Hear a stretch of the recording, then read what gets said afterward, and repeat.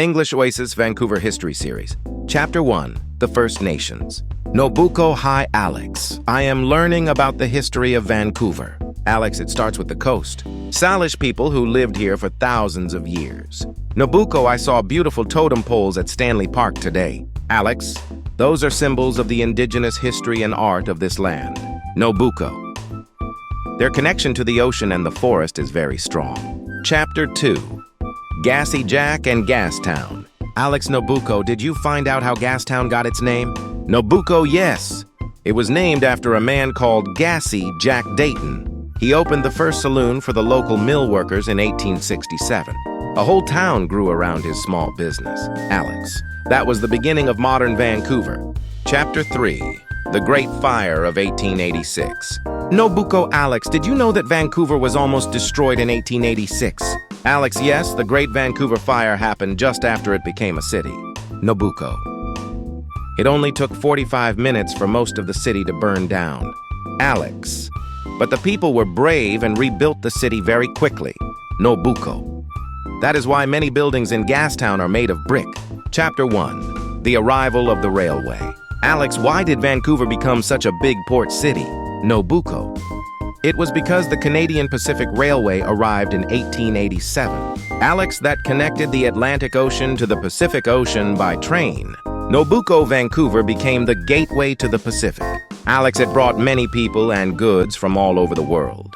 Chapter 5, Stanley Park History. Nobuko, I am riding a bike in Stanley Park today. Alex, it was officially opened as a park in 1888. Nobuko.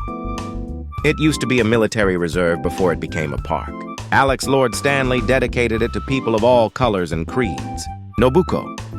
It is amazing that this huge forest was saved in the middle of the city.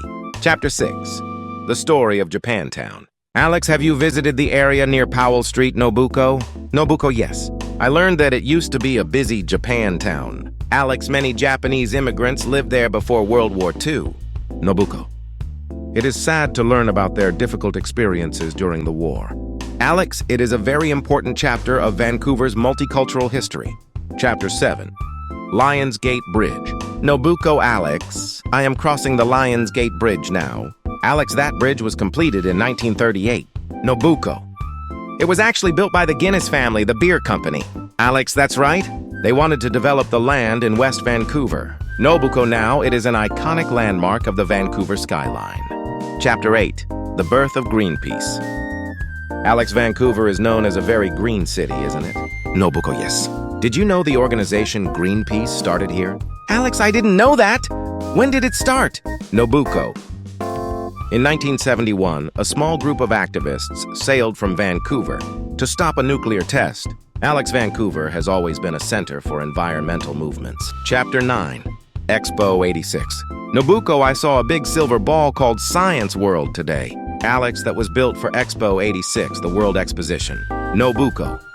That event changed Vancouver into a modern international city. Alex, it brought the SkyTrain and many other new developments. Nobuko, many people say Vancouver grew up during that year.